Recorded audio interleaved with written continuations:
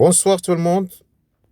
Dans cette séance, la séance 5, on va parler de deux nouvelles notions très importantes pour la droite dans le plan. C'est la notion de vecteur directeur et la notion de représentation paramétrique. Donc, qu'est-ce qu'un vecteur directeur d'une droite et qu'est-ce qu'on entend par une représentation paramétrique d'une droite et elle sert à quoi, bien sûr. Donc, nous allons voir tout d'abord ce que c'est qu'un vecteur directeur. Alors, voyons la définition.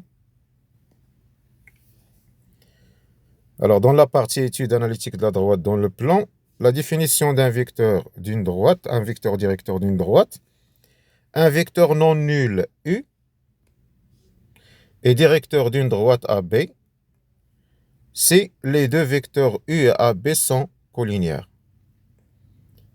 Le vecteur U, il a une direction. Si sa direction est parallèle à AB, alors les vecteurs AB et U sont collinéaires. Donc, le vecteur U, est dit un vecteur directeur de la droite AB. D'accord, c'est clair? Un vecteur est directeur d'une droite, c'est la direction de ce vecteur est parallèle à la droite.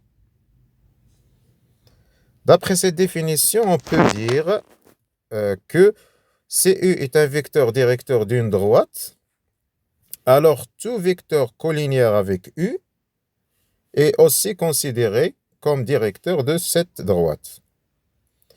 C'est-à-dire tous les multiples de U, si on multiplie U par n'importe quel nombre K non nul, on aura un autre vecteur directeur de la même droite.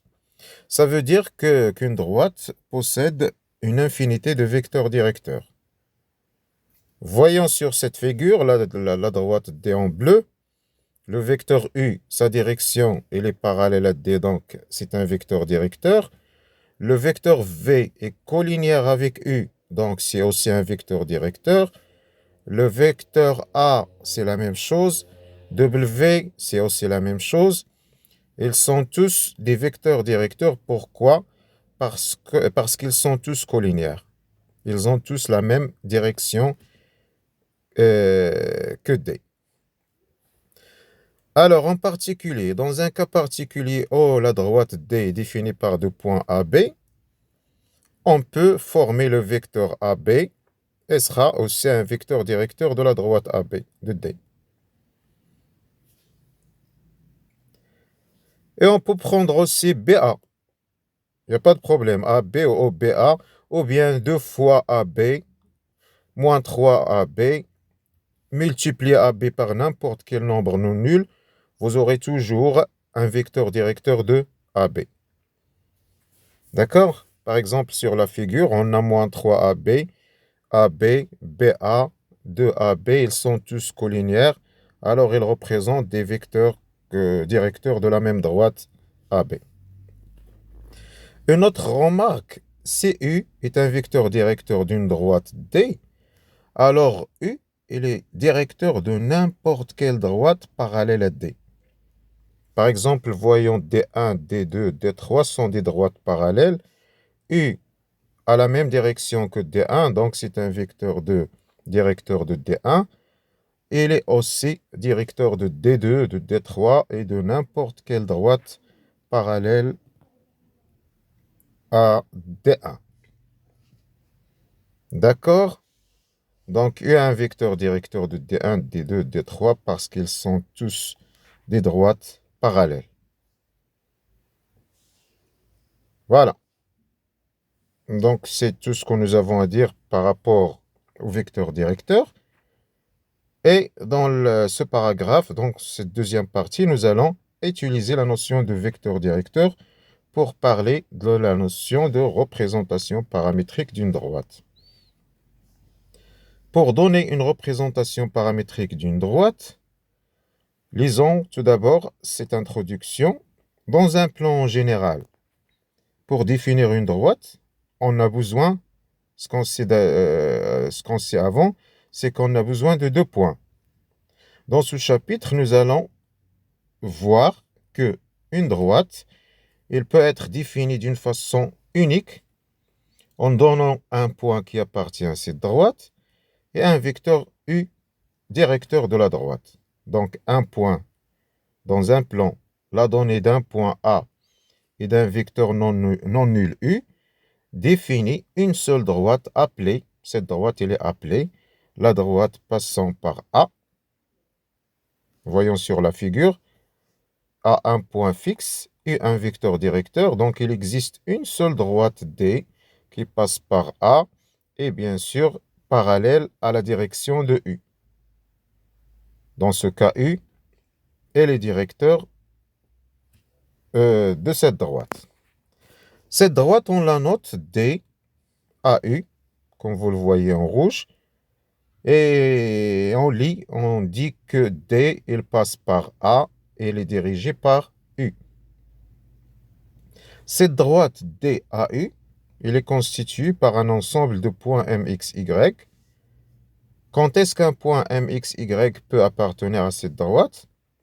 S'il forme avec A un vecteur AM qui sera bien sûr collinéaire avec le vecteur directeur U. Donc un point M appartient à la droite DAU si AM est collinéaire avec U. Et nous avons vu que deux vecteurs sont collinéaires s'il existe un nombre T appartenant à R tel que AM égale à TU. AM égale à TU. Et en passant aux coordonnées de AM et de TU, les coordonnées de AM sont X de M moins XA, Y moins YA, et ceux de TU sont TA. As, A, B, c'est les coordonnées de U, TA et TB.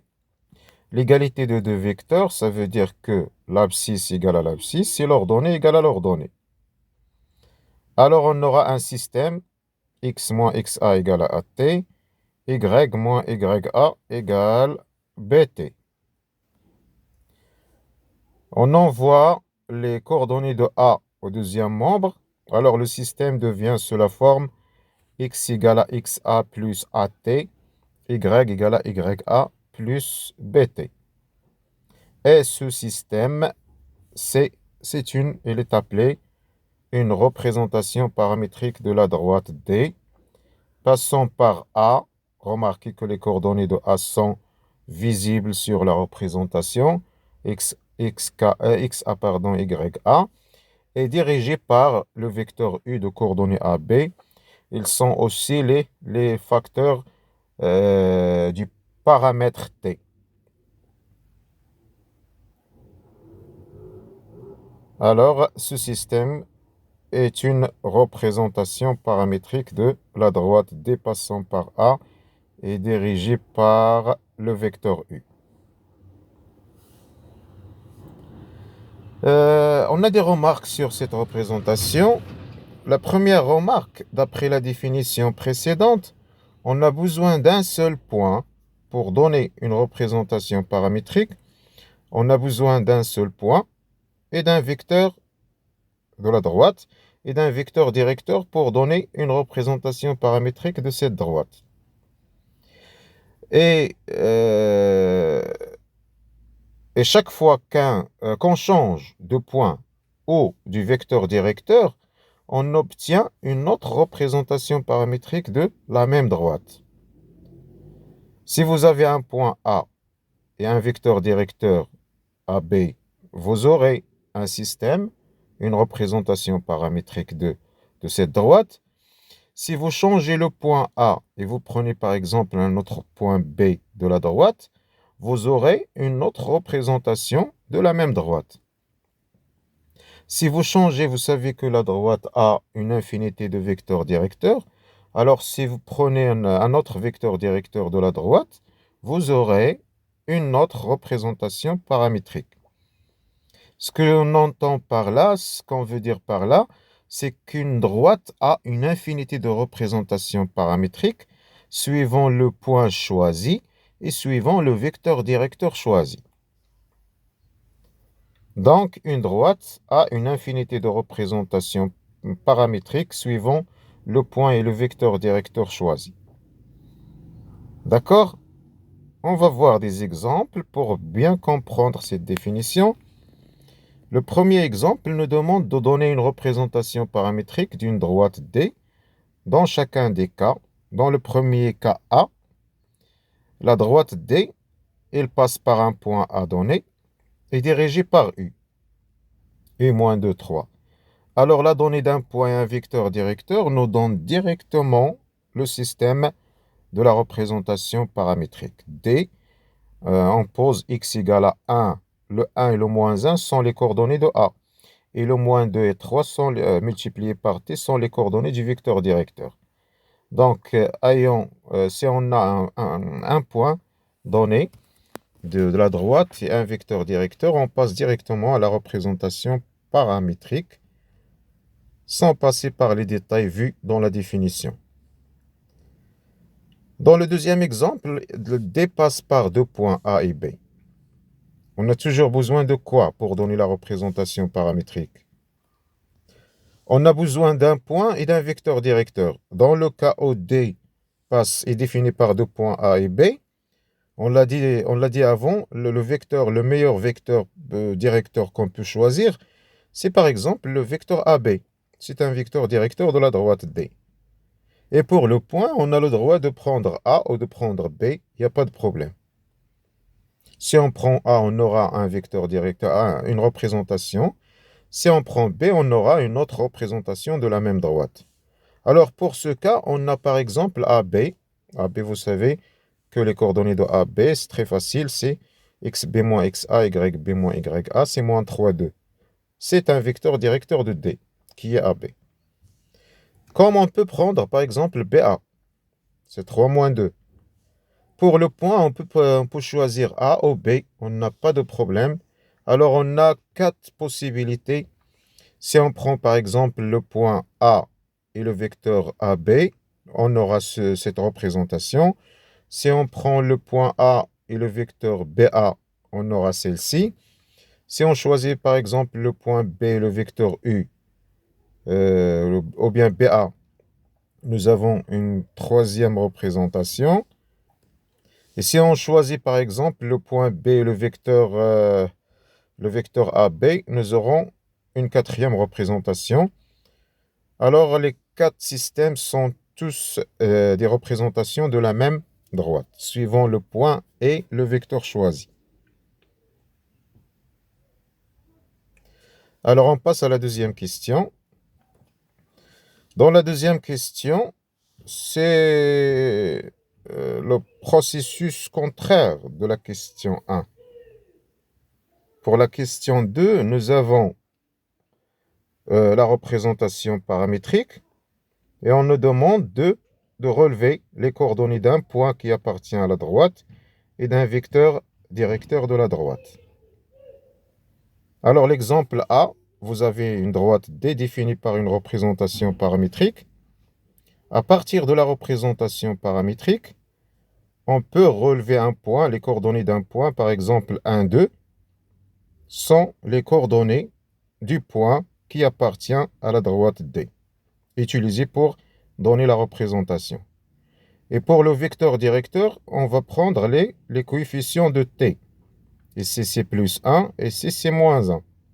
Donc, pour l'exemple A, dans le cas A, D passe par le point A de coordonnées 1, 2 et dirigé par le vecteur de coordonnées 1, moins 1.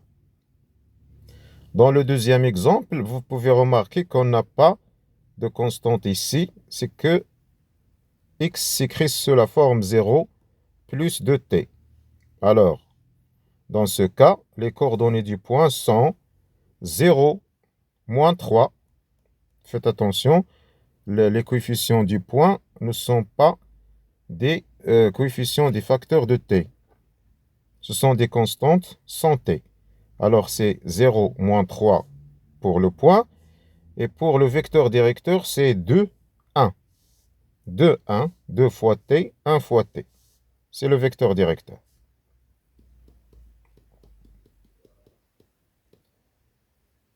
D'accord? Alors, on passe à la question 3. Dans la question 3, donnez une représentation paramétrique de la droite D passant par un point donné est parallèle à une autre droite. Alors voyons ce cas particulier. Ces deux droites sont parallèles.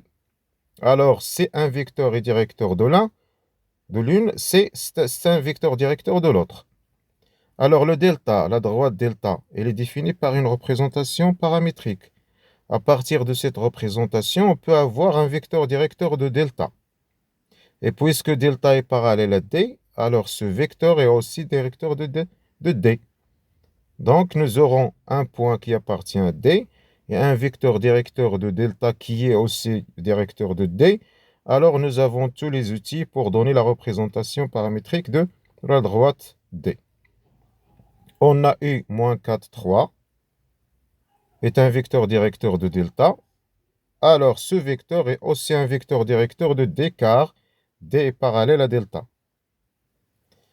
Donc dans ce cas, D passe par A et dirigé par U. Donc on peut donner directement la représentation paramétrique de D. X égale à moins 5, 2, c'est le point A. Et moins 4, 3, c'est le vecteur directeur. Alors c'est ce système, c'est une représentation paramétrique de la droite D. D'accord? La question 4, pardon. Ici c'est 4. Vérifiez si vous avez une droite définie par une représentation paramétrique. Vérifiez si un point A appartient à cette droite. À partir de sa représentation paramétrique, est-ce qu'on a une méthode pour vérifier qu'un point donné appartient à cette droite? Oui. La notion de représentation paramétrique, ça veut dire quoi? Les coordonnées x, y, ils représentent quoi? Ils représentent tous les points de la droite D.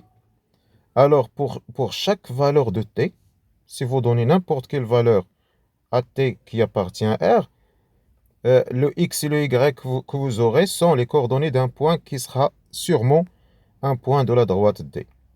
Alors, si t parcourt tout l'ensemble R, les points obtenus parcourent toute la droite D. Donc, les points de D sont tous sont la forme moins 3 plus 2t, 2 plus t à chaque t appartenant à R.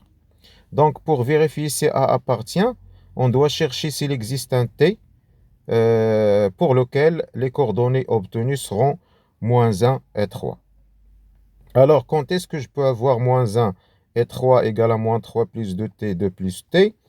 C'est seulement c de t. Donc, on va chercher la valeur de t dans la première équation et la valeur de t dans la deuxième. Si on obtient la même valeur, alors ce t existe. Si on obtient deux valeurs différentes, le t est impossible, donc il n'existe pas, donc le point n'appartient pas. Donc si on résout l'équation, la première équation, nous aurons t égale à 1, et la deuxième équation nous donnera t égale à 1. C'est la même valeur, donc il existe un ta égale à 1, pour lequel moins 3 plus 2ta égale à moins 1, qui est l'abscisse de A, et 2 plus ta, qui est 3, c'est l'ordonnée de A. Alors, s'il existe un t pour lequel le système donne les coordonnées de A, alors ce point A appartient à D.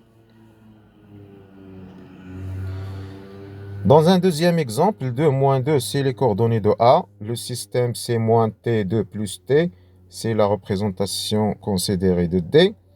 Alors, si on remplace x par 2 et y par moins 2, le système, les deux équations nous donneront t égale à moins 2 pour la première équation et t égale à moins 4 pour la deuxième. Et ce sont deux valeurs différentes. Ça veut dire que moins 2 égale à moins 4, c'est impossible. C'est une contradiction. Alors, il n'existe aucun t dans R tel que x égale à moins t, xa égale à moins t, ya égale à 2 plus t. Alors, ce point n'appartient pas à D. D'accord, c'est clair? Voilà, donc on arrêtera pour cette séance. Donc, dans la prochaine séance, Inch'Allah, on verra ce qu'on entend par une équation cartésienne d'une droite. Qu'est-ce qu'une équation cartésienne d'une droite? Alors, pour la prochaine vidéo, on se verra, Inch'Allah, d'ici 2 jours, Inch'Allah, on verra la prochaine vidéo. Allah